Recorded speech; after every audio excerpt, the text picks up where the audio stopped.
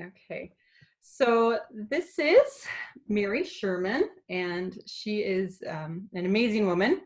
She is very special and dear to my heart because she is also my stepmom, which is quite a privilege and an honor for me to just be able to gain the wealth of knowledge from her background, as well as just having her close and influential in my life personally. So she started, I believe it's Romeo Civic Dance Center. Did I get that right? Yes. Okay. And thank you, by the way. Oh, That was a very nice introduction. yeah. Well, I love you, so it makes it easy. I love you Um, too. so I just kind of wanted to dive in on the topic of becoming a teacher. Mm-hmm. And I have definitely gone through my own battles just with confidence. And even though I have a little bit of a diverse background from dance, but also very technically trained, I've battled with confidence myself. And some of that might just be personality. And there might be some other aspects to that, strategy in becoming a teacher.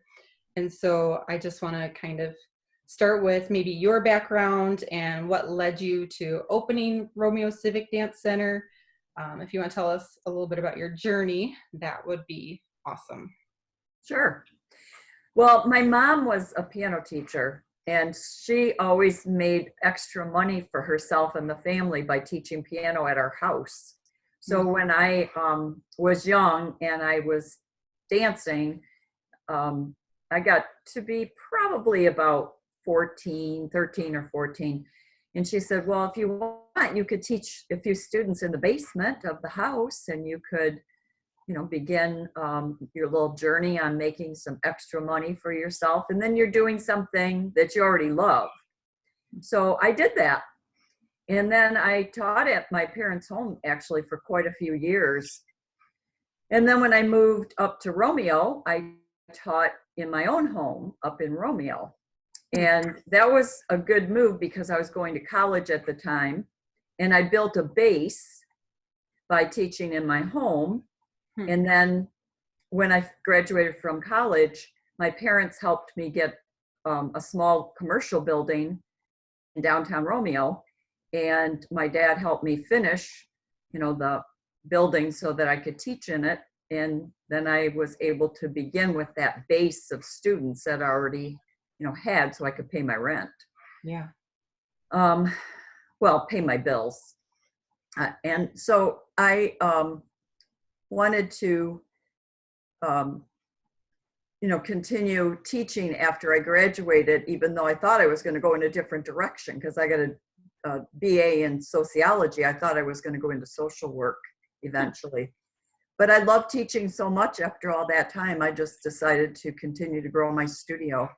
So little by little, it got bigger and bigger. And at that time, there weren't a lot of schools around like there is today. Today, there's a dance studio on every corner practically. So there's a lot of competition. When I was building up my studio, it wasn't as difficult as it is in today's environment because there weren't a lot of options. But I owned the studio for about 30 years, and then I ended up selling it in 2001. And I've been teaching for other people ever since then. Wow. That is quite a long stretch of time, actually. Yeah, I've been teaching 51 years this year. Wow. You're the right person to ask. It's been a long time. I've seen a lot of students come and go, and a lot of trends come and go. Yes. Oh my gosh. I didn't even think about that there would be trends that come and go through the dance industry or the teaching, dance business aspect of it. That's interesting. Actually, could you elaborate on that a little bit more? Because it's something I've never really pondered. Like, what have you seen come and go? Especially the way students learn and the way parents respond to their training.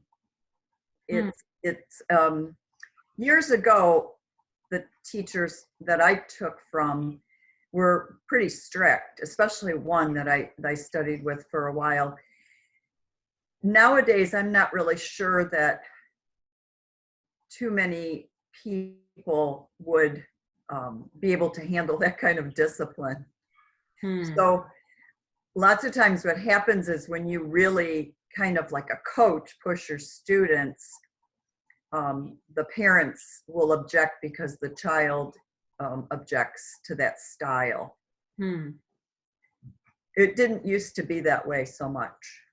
People were hungry to be the best. And I found that that's a trend, the attitudes people have about learning, it's different. And in social dance, because at my studio, I mainly taught ballet, but then we taught a lot of tap, jazz, lyrical, and then we always did some, whatever the latest and greatest social dance craze was, like when it was country line dancing or disco dancing, or you know, whatever was, the swing was real big for a while. Kind of all the same step, you know, step, step, step, step, step, step, rock, step, all that same step, different different music, and little different style, but kind of all the same thing. And I saw a lot of that come and go over the years that I had the studio. It was very interesting, very fun too. Yeah, it makes me think a little bit of Zumba, actually, because Zumba is, you know, very stylistic. It's got, you know, that kind of Latin feel to it, but it's a lot of just stepping. But yeah, right, fun, right? So it takes some of the pressure off too. Yeah, that's awesome. So that's great. You incorporated that as classes you could then implement at the studio, right? Yes. Okay. Yes, that was fun. That's great. So now I know you primarily taught ballet. Did you venture into any other areas like jazz yourself as a teacher, or did you just hire out for that? I taught all the dance styles.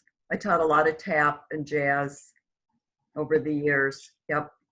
Awesome. Very classical type jazz though, like Gus Giordano, and you know, kind of the Bob Fosse style. Took from some good teachers like Nate Horn from New York City. Lots of fun. Very cool. So you were running a business, but I don't know if how you incorporated this, but like you had to develop as a teacher too. So what did you do to grow as a teacher? I mean, obviously starting in your mom's basement, that's different from when you probably ran a studio. So how did you grow and develop your teaching skills? Well, yeah, particularly because I was very young when I started teaching. You know, it was just like my girlfriend's sisters and, you know, things like that.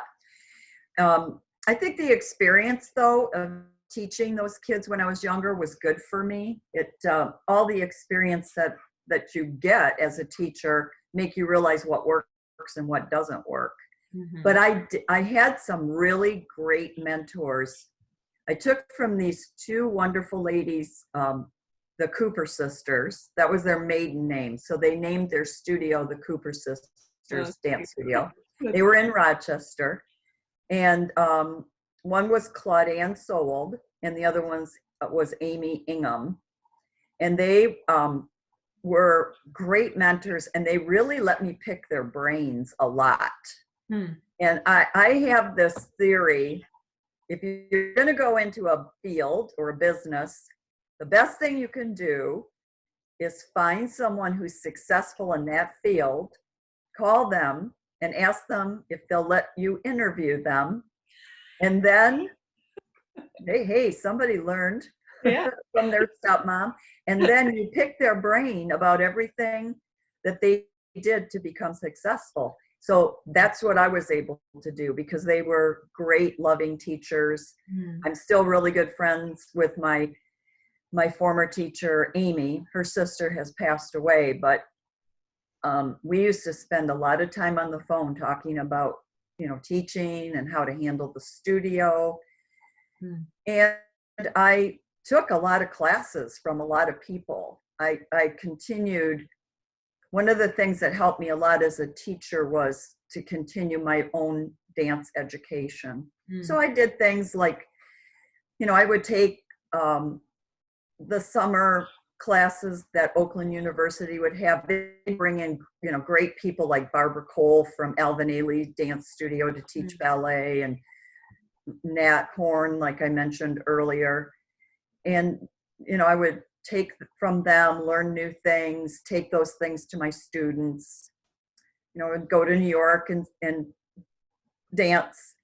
And then I'm a Cicchetti ballet teacher. So the thing that's really great about the Cicchetti method, for me anyway, is that there's support.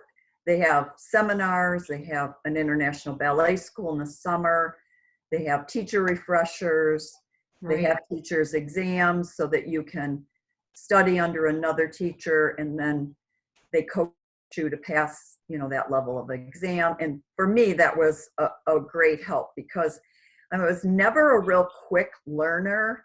And the thing I always say is good about the Cicchetti method is the repetition. The thing that's not good about the Cicchetti method can be the repetition. Yeah, I was gonna say. So you have to very carefully balance that out. You can't just teach all syllabus work all the time, unless you have certain circumstances that kind of demand that.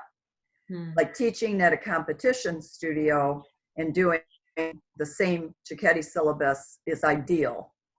Right. But when I had my school, Romeo Civic Dance Center, I only taught the Cicchetti syllabus from January to March, and then I had my students take their exams in March, and then we would go on from there to the recital. So I only did Cicchetti syllabus 3 months out of the year, but that 3 months was the biggest technique builder for my students. Yeah. Wow.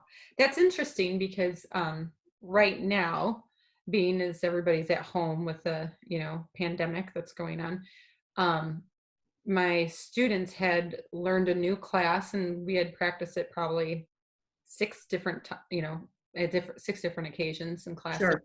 And so they had started to memorize the material, and I was like, okay, we're just going to stick with this, because it's going to be so much easier for having to get used to this new environment. You'll know the steps. And even I'm like, I'm just not going to change it. This is probably only going to last for so long. And I'm like, oh, wow, I can really get picky about things, because I don't have to worry about if they know the exercises or not. And then I can change the little aspects of it if I feel like they're getting bored or I'm getting too bored with it. So it's been interesting. And I'm like, there's got to be a good balance. And I was thinking about that Cicchetti method, and I'm like, I wanted to know pretty much everything you just told me, which was, did you stick with it all year long? Like, did you get bored? But that's a great way to balance it. Focused on it for 3 months and just solid technique, but then you balanced it with having various classes, so they're getting, more than just that syllabus work. So that's really amazing and interesting. Going back to the kind of the teaching side of things, do you feel like, I guess I should say, what do you think it takes to become a great instructor? Perseverance. You have to persevere. And you have to be really willing to be patient with your students, because I've done this long enough to know that if you start a child at 3 years old, it'll take you until they're almost 18 to really develop them into a good dancer. That's when they will start to shine, when they're about 16, 17, 18. So you have to be willing to see that through. That's a 15-year commitment. Yeah. So you have to persevere, and you have to be patient, because you're not going to just create some dancer overnight. Right. And you're not just training their body, you're training their mind, you're molding their their spirit. You know what I'm saying? You're molding the spirit within them, the drive within them. You're molding that. Hmm. And you know, I've trained some dancers that have gone on to be professionals, and I've trained some that could have been and didn't. And I've trained some that wanted to so badly that they did great things with their dance, not necessarily being a professional dancer, but doing things as a career with their dance that I never thought would, because they had they were tenacious, and they made up their mind. This is what they loved. And I think, you know, more than talent, your drive is what will get you there. But you know, you can train a dancer to the point where they can go on. I've seen kids from friends and myself that could have danced professionally. I mean, really had it, but didn't have the right personality. They couldn't take the pressure. Wow. The ones that I had that went on, they were the real, like, nothing bothered them kind of kids. They could handle that pressure, that toughness. Wow. So that's interesting. So in my opinion, you know, you just you have to be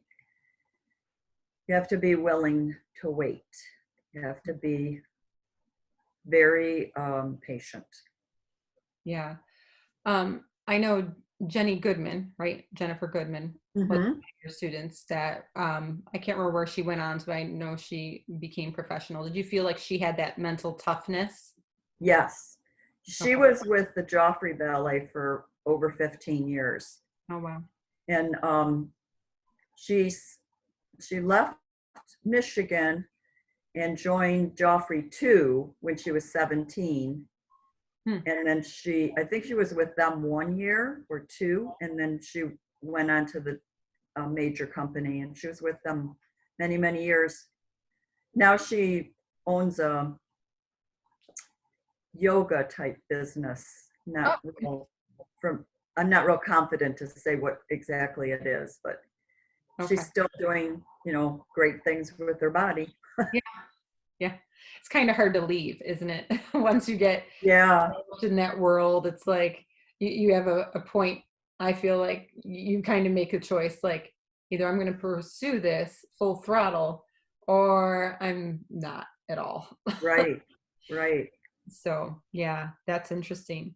Has there ever been a time when you thought you weren't a good instructor? Oh, of course. I think everybody feels like that. I think I struggled with that a lot in my life. Yeah. I sometimes go, I think I got everybody fooled. You know, it's funny that reminds me of when I was teaching at one of the commercial dance schools.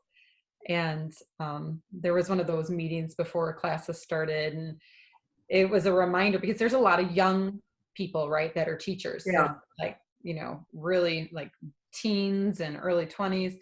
And she's like, listen, it's a facade. You just make it seem like everything's fine and you go. It's a facade. I was like, it's actually not horrible advice. Like, you kind of have to be an actress sometimes. Like, you leave everything behind you, you walk into the studio, and you are focused. Yeah. So I think I feel more like when I see the people that I work with at the Macomb Ballet Company, and I see the really great dancers on stage, you know, at competition for underground, I feel like, how did I get so lucky to be able to be part of this organization? You know, so I think everyone at some point in time feels like they're inadequate. But I don't know if it's so much about inadequacy at this point in my career. I just feel very blessed. Like, wow, I get to see fruit. This is really cool. Yeah, that's so true. I think of the journey just from the beginning of the year to the end of the year. And there's always somewhere in between there that I'm like, am I getting anywhere? And then there's a moment, usually towards the end of the year, when I'm like, oh my gosh, they're getting it. Yeah. So it helps you. But yeah, it's a little bit of a roller coaster, isn't it? With that. It is. It is. And sometimes I think you have to stop and close your eyes and try to visualize the way they look the first lesson of the season. Or a good thing to do is take a recording of the first couple classes and then play that back after you record them at the end of the year. And you realize, oh, wow, they are standing up better. Oh, Yeah. they are turning their legs out more. Right. And You know, show it to them too, right? So they can see, look, yeah, you you could. You could. yeah. If not just for yourself, Right, right. Yeah. So you've trained other teachers to teach as well, especially Yes. having a business. So how did you go about that? Well, I've done it in a couple different ways. A lot through the Cicchetti Council of America, because I have my certification where I can train other teachers and send them in for exams. So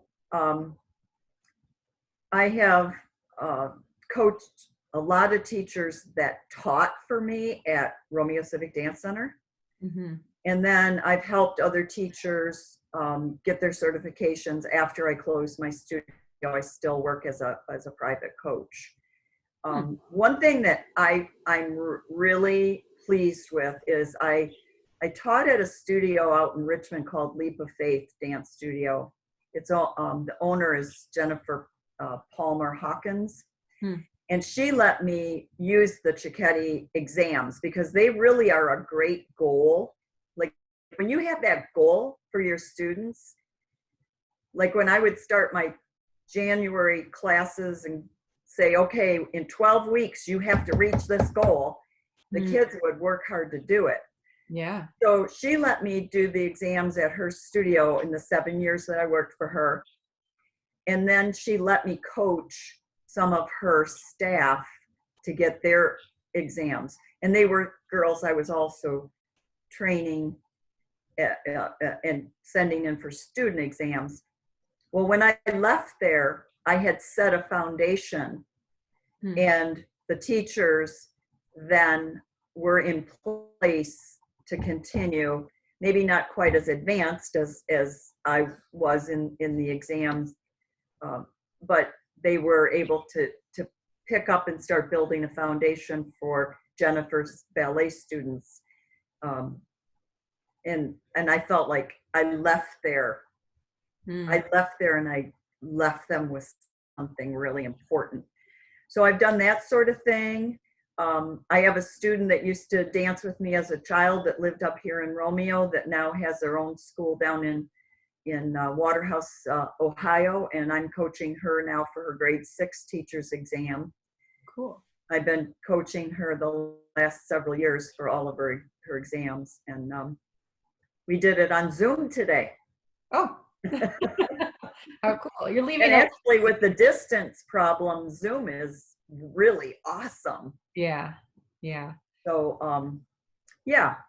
So that's kind of my experience. And then I've gotten together with different teachers, and help them like with tap syllabus and jazz syllabus and pre-grade 1 Cicchetti syllabuses and stuff like that. I've done a lot of that over the years, especially when they were teaching for me and they were kind of starting out. I wanted to make sure I trained them the way I wanted them to present to the students.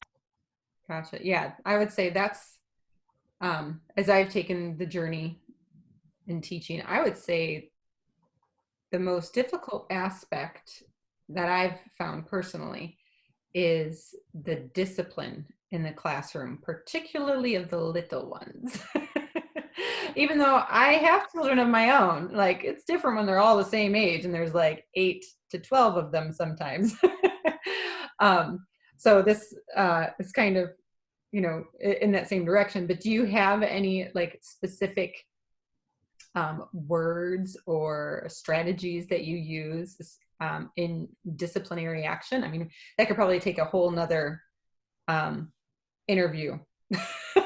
Yeah. That's my thoughts, but Yes, you know, it would. yeah, yeah, And maybe, I don't want to give away all my secrets. right, No, I'm just right. kidding. Um, I, I, I can give you one really good clue that I think works well. Sometimes speak loudly and then sometimes speak softly, Mm, because you have to keep gathering really little kids, particularly because I used to teach them as young as 2 years old. right. I remember the last time I think I taught 2-year-olds, I think it was the year before I sold my studio. And teachers were taking students at 2 at different studios. And I thought, once you lose them, you'd never get them. They'll Right. stick with that studio. And I wanted to get, people into my school. So I brought them in at 2, and it's different. And it can only be a half an hour, and it's different. But at the recital, they were little flowers in the garden, and I was the gardener. And I, held their hand and walked on with them and danced with them, and we made it work. Hmm. But I remember in that class, I would have to talk loud sometimes, and then I would go, so a lot of change up. Yeah. So you continue to get their attention. And then repetition. Really little kids like repetition. They like to know what to expect. Yeah. So I would always save some really cute little, like that Raffi, is that how you say it? Raffi, he's not little. That musician that does all the children's songs, Raffi. There's a few of them He had this really cool song, Shake Your Sillies Out. Aw. And he's still very popular today, I think, among creative dance teachers. Mm-hmm. And, I'd save that for the end. We do shake, shake, shake your sillies out, and they knew that was coming. And they were so excited when it came. They knew they were going to be able to jump around and shake their sillies out and then leave. Yeah. Well, Yeah. I would say for really little kids, I remember that worked well for me. I think the youngest person I teach right now is 5, but she's in a group with older people, and she's real smart, and she comes along with everyone. And in that class, I have, I think you subbed for me once. I have like 15 people ranging from 5 to 10. Yeah. And it's a big group, and I don't allow them to take an inch. I just can't. It would be chaos all the time. I don't let them talk. But why are you talking? Yeah. Loudly, I say that. Why are you talking? Yeah. But you got to smile a lot when you say it, Yeah. Otherwise they cry. But yeah. I would say that's probably one of the most impressive things when I would come in and substitute teach your class. It almost felt like cheating sometimes, especially especially like if all I had to do was come in and like for instance, you tell me you just need to do the Cicchetti syllabus and they just need to smile.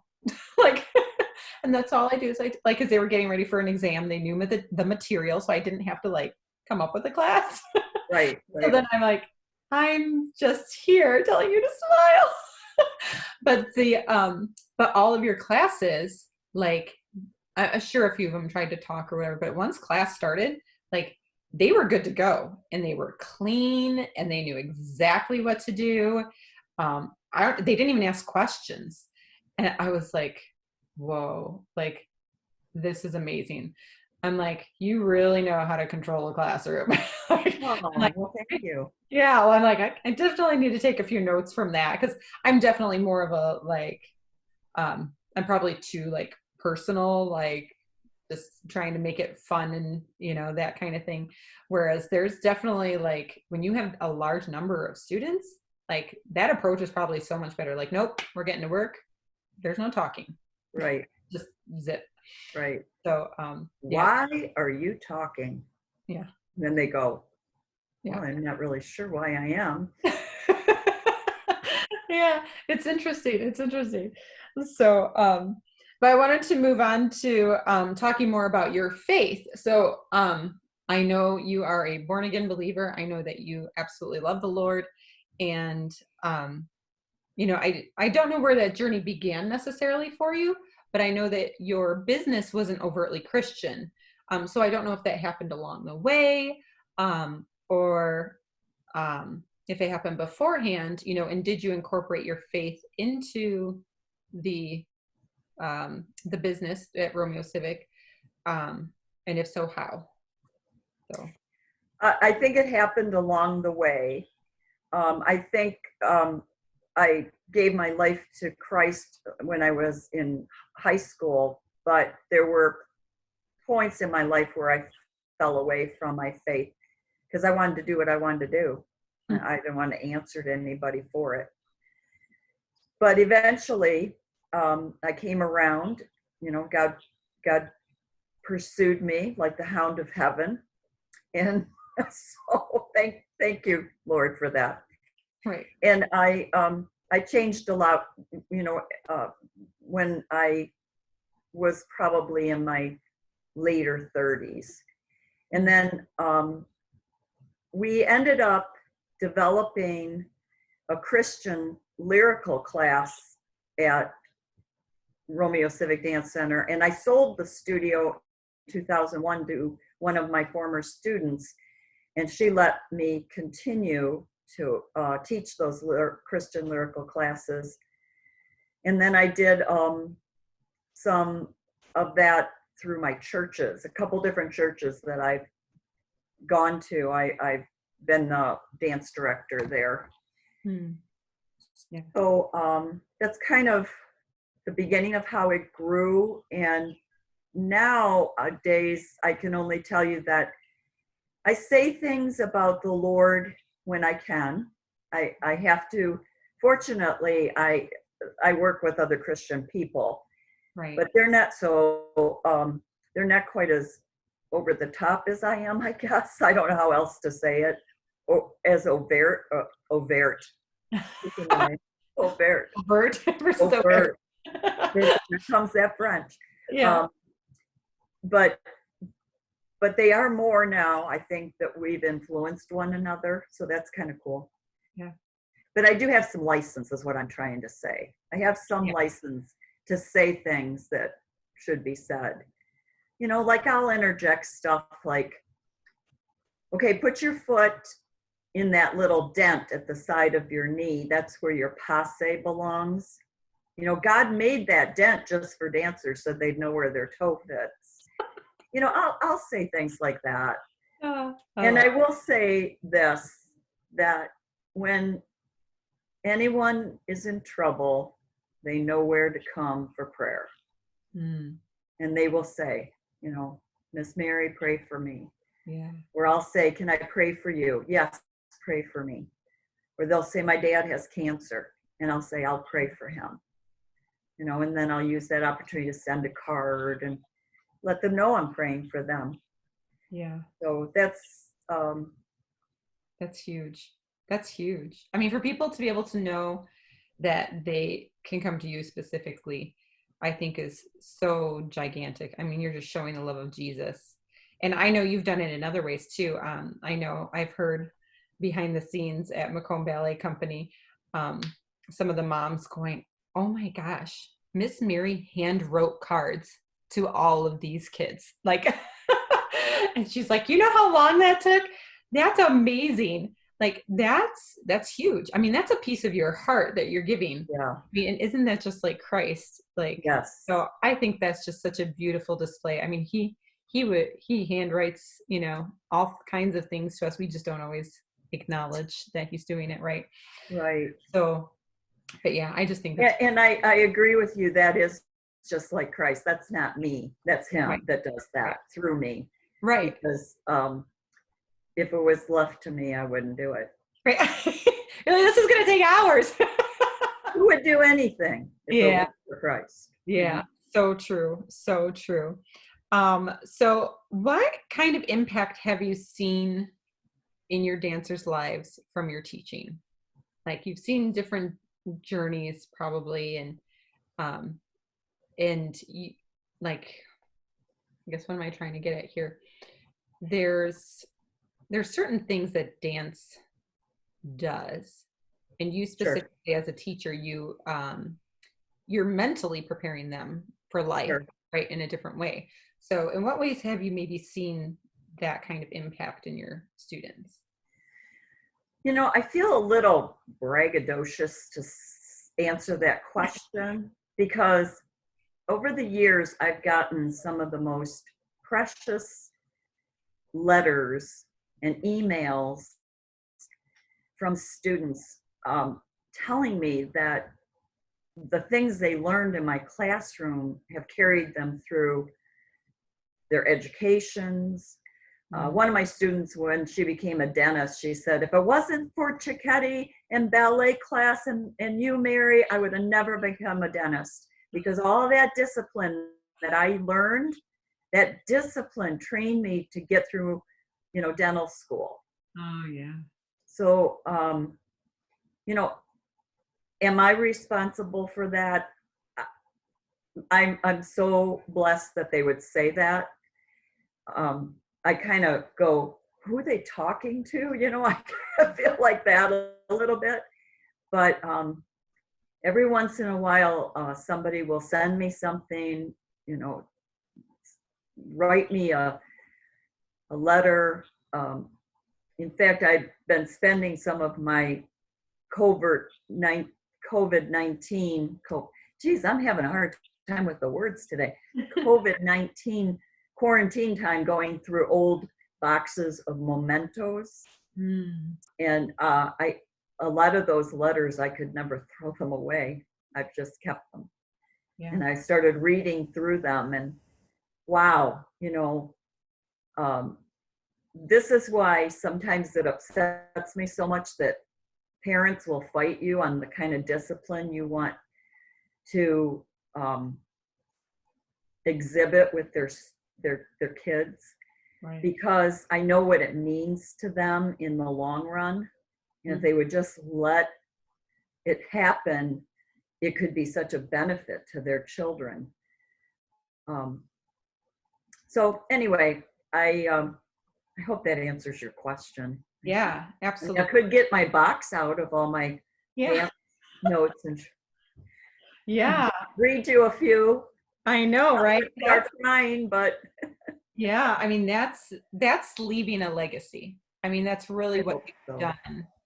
I would say so through gosh, for so many years.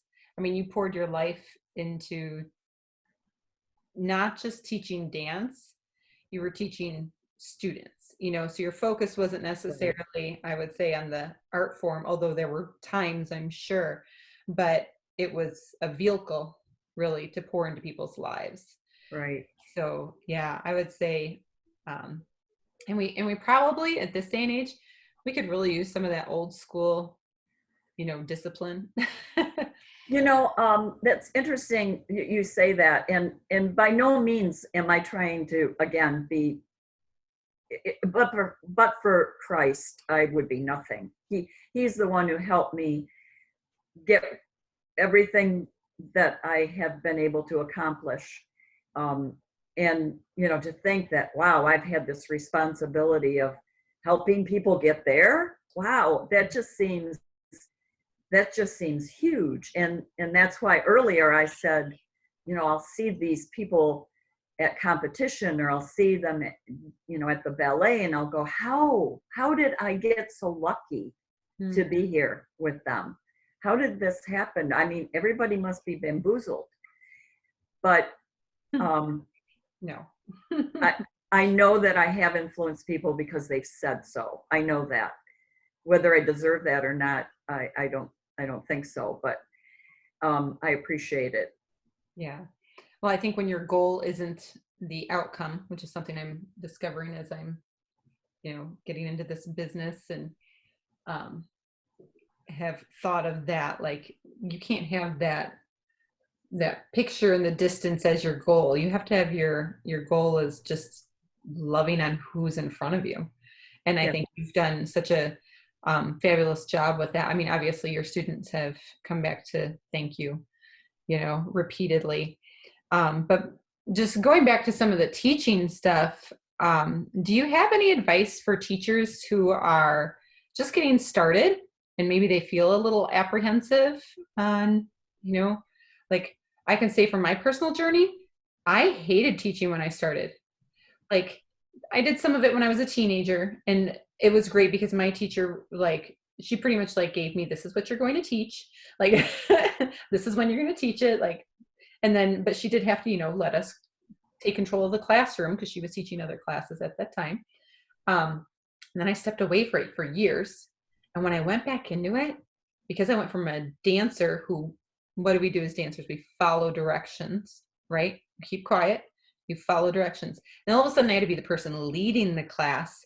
I was like, like, I don't like all this. So what would your advice be to someone starting out and maybe has those feelings? Well, I think that you should have a mentor. You should have somebody, like we started, this is kind of coming full circle now. You should have someone whose brain you can pick. Find someone who is willing to discuss the nitty gritty. Like, okay, when did you feel like you could move on to this or that? Whatever your questions are. Right. So having a mentor, or in my particular case, it was having the Cicchetti system. In your case, it's Vaganova. Connect with some Vaganova teachers, find a mentor. I don't know what kind of system they have as far as examinations. Do they have any examinations or? They do. I would have to look into that process. The only person I found who does the examinations is in Ohio. And they actually have like a whole syllabus that they send out videos, and they can do online teaching and that kind of thing. Oh, how nice. So yeah, there is something out there. I would say by and large, you don't find it really anywhere as far as, Vaganova exams go. So I think it's more used as like a foundational tool. Yeah. As far as the technique. But as long as you have those tools that you can research so that, you have a system you can follow, that's very helpful. Another teacher could, call me. I'll coach them in the Cicchetti method if they're interested in that. It's a good system. There's a lot of support there. Your classes with the Cicchetti coach, is supposed to allow you to glean a lot of little tidbits and tips on how to teach things. Like I'll tell my teachers when I'm coaching them, for instance, I like to pick themes when I have class. So that, okay, this week we're working on thinking about where is your fifth position? Where, and then I might elaborate on that and say, okay, the theme of today's class is there's no place like home. Some little play on words. That's cute. And then we'll talk about fifth position. So, okay, you're going to do this combination. Tandu, get back to fifth. Tandu, get back to fifth. Grandpapa, get back to fifth. There's no place like home. And then you just kind of run with it. You run with that theme and you add some different thought-provoking ideas into the students. You make it exciting for them. You make it challenging for them. But there's nothing like the discipline of a good coach. You asked me that question a little bit ago, and I don't know if I answered it adequately or not, but I think that's what's missing today more than anything, particularly because there is a dance studio on every corner. Right. People can go to where they can get what they want instead of going to get what they need. There's a difference between knowing what you want in the dance world when you're not privy to the dance world and, getting what you want. Right. Yes. So, I think things like that, having a mentor that can give you different ideas on class subjects that you can teach, and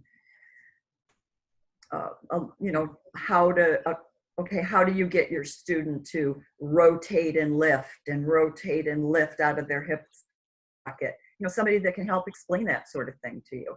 Yeah. Oh yeah. There's a plethora of knowledge just in your brain. I haven't even poked at yet.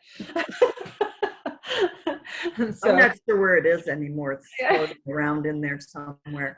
just start typing away. Just start typing away. Turn it into a book. I'm for real. My students tell me that you need to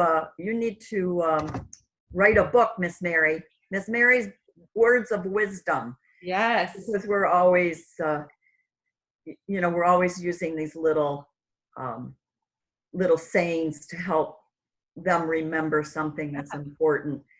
And like my students, we actually ended up making a t-shirt. Yes, Miss Mary. I heard you, Miss Mary. I'm responding, Miss Mary. Yes. We actually made t-shirts because they need to learn, to acknowledge that they heard you. So I call it the bobblehead rule. Yes. And I tell them this. I go, hey, you want to learn to get along with anybody and everybody? This is what you learn. The bobblehead rule. Make your bed. Yes, Mom. Yes. Clean out the car. Yes, Dad. Yeah. Turn out your legs. Yes, Miss Mary. Yes. So true. Stuff like that can make it enjoyable in class and yet, help them reach a higher level. Yes. And some kids get it and some kids don't get it, but that's true no matter what environment you have, whether you have a real strict environment or you have a loosey-goosey environment. Some kids will get it and some won't. Yeah. But you got to try really hard to reach everybody. Mm-hmm. Yeah. That's so true. Just in the everybody's got different personalities, right? Yeah. So you almost have to explain the same idea in like 5 to 10 different ways, just so that personality grasps what it is you're trying to say. Yeah. So, and you can't do it all at one time, or you would only do one step in a whole hour. Yes, you have to. Oh, it's so, pace your class. Look at the clock. It's a lot. It becomes second nature to you after you do it for a long period of time. But for somebody that's new, I've had teachers say to me, geez, I only got through the bar. Yes, I struggled with that in the beginning. Oh my gosh, I was like, I can't get anything in the center because there was just so much to correct at the bar that I was like losing my mind. And that's why I like the themes. Yeah. Because every step we do, I have them concentrate on that one theme and I let the other stuff go. Because I'm going to address that at another time. Yes.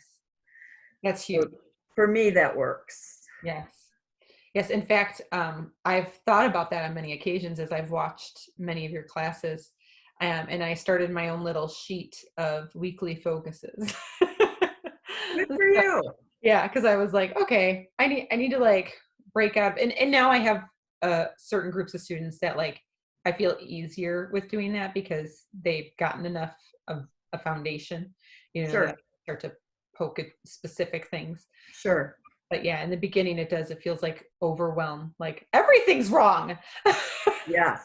Where do you start? Yes. I feel like over time I've developed, okay, we start with posture, and that's something that your whole dance life you fight for, right? So right.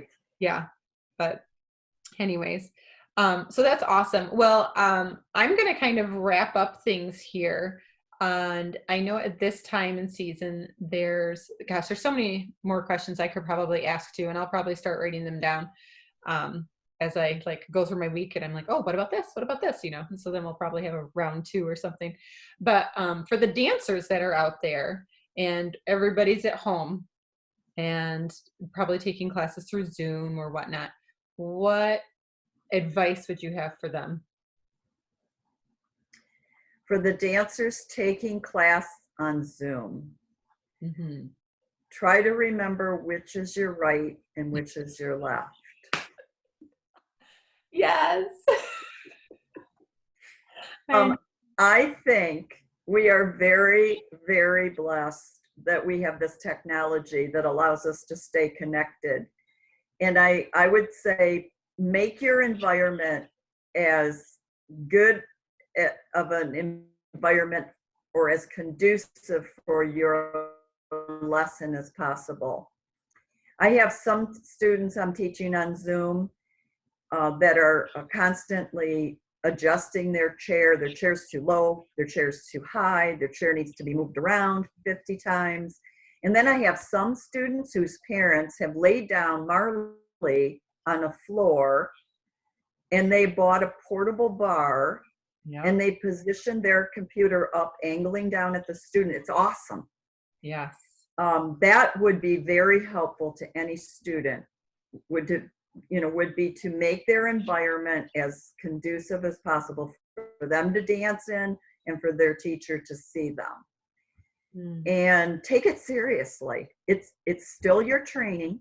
I know it's harder for some students than it is for others because some students have problems even you teaching them in class in real life. Right. And you have to be constantly trying to harness in their attention. But those kind of students, their parents should know them by now. Right. That's they raised them. And they should sit in the classroom with them if they want to get the most out of their class for their student. Normally, parents don't get to view their classes. What a great opportunity for them to be able to do that. Yes. So I would say take it seriously. It's your training right now. It's the way of the world right now. And I'll end with a story if you'd like. Absolutely. Okay. So several years ago, the the speed skater, Apollo, he was performing in the Olympics and he wanted to win this race really bad. He was very, very good. And he was one of the best in the world at that time. He wanted the gold medal in this particular race. So they started the race and he took off and he's pushing through and pushing through and pushing through. And he gets ahead and he gets all the way to the finish line and he wins the gold medal. He falls down on the track and he couldn't even move. He had given every last bit of what he had.